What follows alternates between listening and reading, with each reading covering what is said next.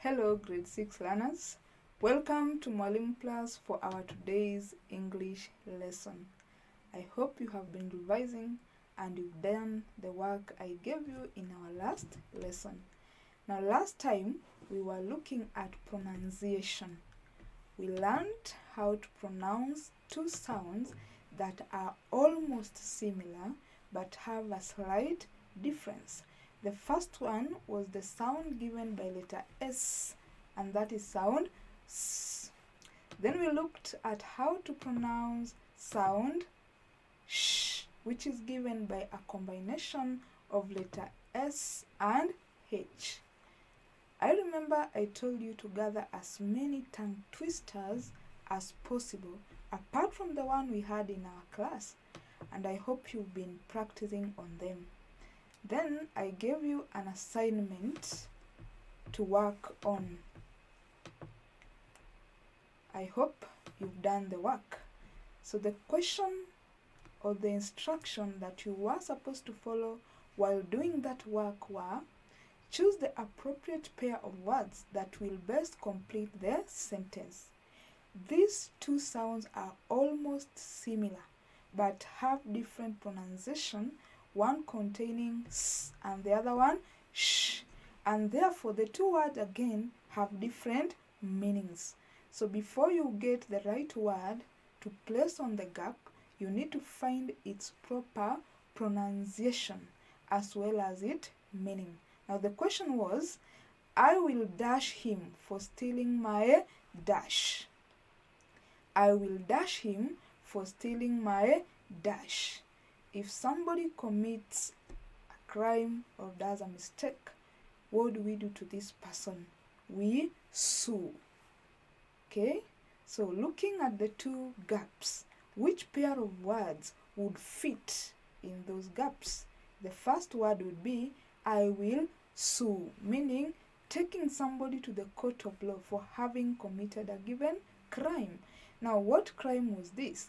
I will sue him for stealing my shoe, the footwear, shoe. So I want to believe you are able to give the correct answer as C, and also you are able to pronounce those words correctly, that is sue and shoe. Now go out of your way and make as many statements or sentences containing sounds S and Sh and practice on their pronunciation. Now let us turn to today's work. Today we shall be looking at the use of an apostrophe. This is a punctuation mark, and we are going to see how we use this punctuation mark, that is the apostrophe, to show ownership with nouns whose plural don't have letter S. Now previously we've learned how to form plural of singular nouns. We know that most of the singular nouns we have take S at the end to form a plural. For example, the word boy, you would add S to make it boys. So boys is the plural of the word boy. The word girl, if you want to get it plural, again you will put S at the end of the word and get the word girls. So we have words in English, we have naming words in English that do not take S to form their plural. Some of these words change. A good example is the word man. So the plural of the word man is men. So this word man does not take S to form plural. So today we are going to learn how to use the apostrophe to form, to show that something belongs to the noun which is in plural, and this noun, its plural does not take S. That is what we mean when we say use of apostrophe in plurals without S. So what you can see on the screen is the punctuation mark known as the apostrophe. Now the first word we have is men. This is the plural of the word man. So if we want to show that something belongs to men, using an apostrophe. We are going to put the apostrophe after the letter N. We have M, A, N. So after N, that is where we put the apostrophe. Then we add S. The apostrophe and the S are the ones that show possession. They are the ones that show ownership, that something belongs to men. Now let us see. We have luggage. So you can see some suitcases there. Together we call them luggage. So if these luggage belong to men, we are going to write the word men. After that we put an apostrophe, then S, and now it reads men's. And what is this that belong to men? Men's luggage. So the luggage belong to men. Another word that does not take S to form its plural is the word woman. So from the singular word woman, we get the plural word women. So for the word women, if we want to show that something belongs to women, we shall write the word women. After N, place the apostrophe. After the apostrophe, place letter S. So that now you are going to have the word women's. Now from the screen, we have passports. These two passports belong to women.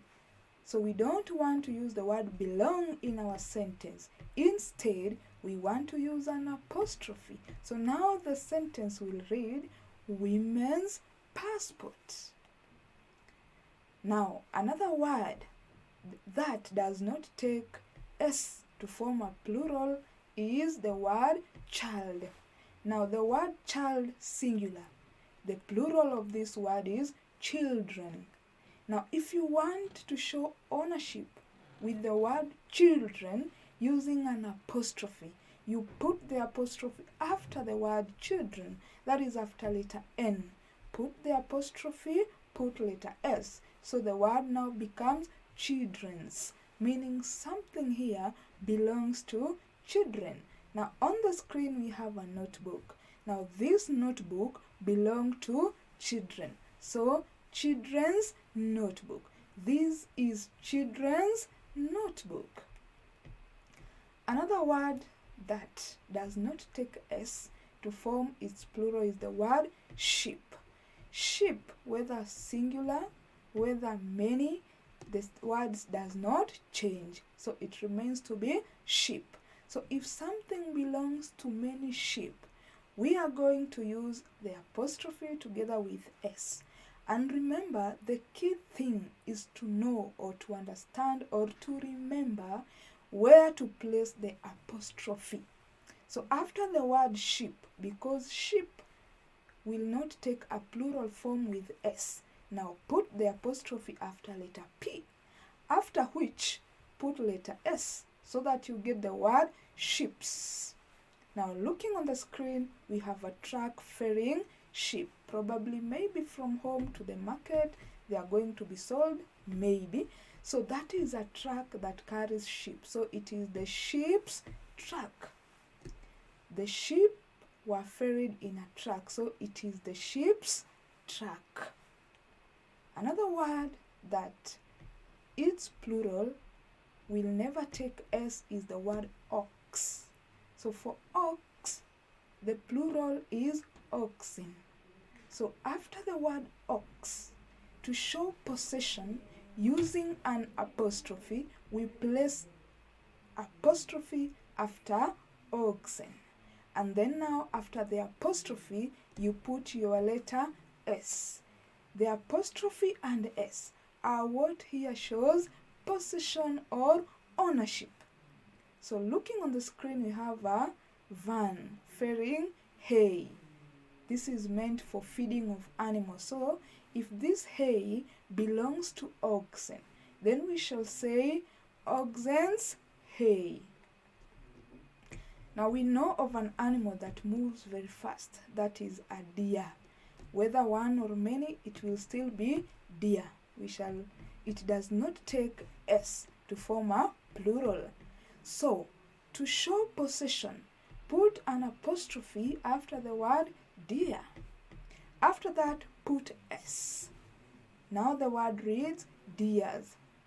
Deer's speed is very high. The deer's speed is very high. We all know that a deer runs very fast. Now our next word is the word people, which is the plural form of the word person. Now in most cases, the word person will form its plural by changing to the word people. So people, we cannot add s for its plural. So when we want to show that some things belong to people, after the word people, that is after the last letter in the word people, which is letter E, you put an apostrophe followed by s. And then now you read the word as peoples, meaning things belonging to people. So on the screen you can see some suitcases. These are people's suitcases. These are people's suitcases. Now after looking at the use of an apostrophe to show possession with words whose plural do not take s, we are going to look at forming short form using an apostrophe, forming contracted form. So the other word for short form is contracted form. In English, we can combine two words to make it one word and making it short. That is what we mean by contracted form. In the contracted form, when we join two words, we omit some letters, and those letters that are omitted, their space is taken by an apostrophe. So that apostrophe shows that something has been left out. Now our first words are I will. Those are two words. We can form their short form by removing W and I. And then we remain with I and double L. Now to show that we've left out some letters, where we had those letters, we place the apostrophe. So without the contracted form, the sentence could read, I will buy the air tickets. Now we remove the we and remain with I'll buy the air tickets. That apostrophe shows short form of words. Our next word that we are going to see how to form a short form using the words are the words it is. Now it is, we can form a short form for the two words and make it one. What do we do? For it remains the way it is. Then in the second word is, we remove the letter I or sound E. And then where we have that letter, we place an apostrophe like you can see on your screen. So from it is, we get its. So the short form of it is its with an apostrophe. Now you can see a bird flying there. So if we want to talk about that bird using a short form of the word it is, instead of saying it is flying, we shall say it's flying. It's being the short form of it is. And that is what we call contracted form. Another pair of words that we can use an apostrophe to form a short form is that is. Now for that is, the first word that remains the way it is. Then in the word is, we remove letter I, the one that sounds E. And then in its position, we place an apostrophe. So from it is, we get its.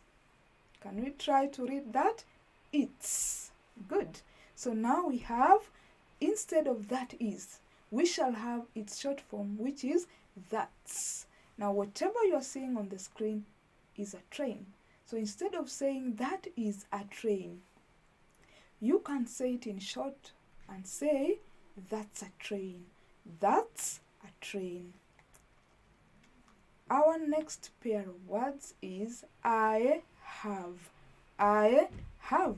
Let's see how we can form the short form of the words I have. Now, where we have HA that sounds ha, we remove it and in its position we place an apostrophe. And remember, in short form, we join the two pair of words to make one. So I have in short form becomes one, which is I've. So people are in the car. If I am the one in that car, I will say I've boarded the car.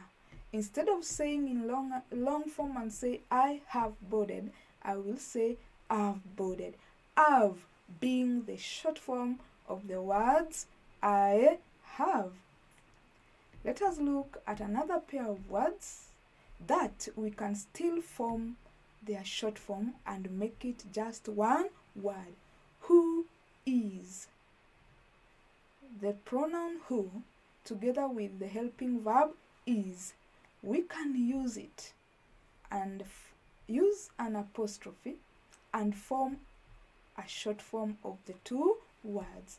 So where we have I in the word is, we omit the I. In its position, we place an apostrophe. So who is becomes whose. You can see somebody knocking at the door. So in the long form, somebody would ask, who is that knocking? And in the short form, we will say, who's that knocking? Who's knocking the door? Now, that is how we use the apostrophe. One, we can use an apostrophe to show possession. There are many ways of showing possession. We even show possession for words that take S in their plural. But today, we were just looking at words whose plural don't take S. How we use an apostrophe to form, to show possession in such words like men, women, oxen, and the rest. Then after looking at that, we came to the second part where we looked at how to form short forms of words using an apostrophe. So our first activity will be on possession, showing ownership using an apostrophe for words whose plural don't have letter S. So let us check what we are required to do. Use the appropriate word to fill in the blank space. You are supposed to fill that blank space to make that sentence complete using the appropriate words from the given 4 choices. So let us look at the 4 choices together. First, we read the sentence together. Read, the dash snacks are in the bus. The first choice is children's. The word children's, you can see where the apostrophe is. The apostrophe is after S. Remember, children is a plural word of the word child.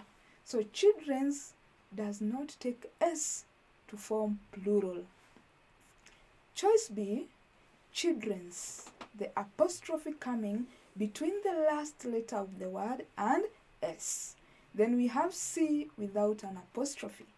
Finally, we have D with apostrophe after double S. Which of those 4 is the correct word to use?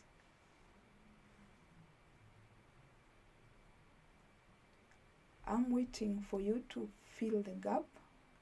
So what have you written? Very good. The answer is B, children's.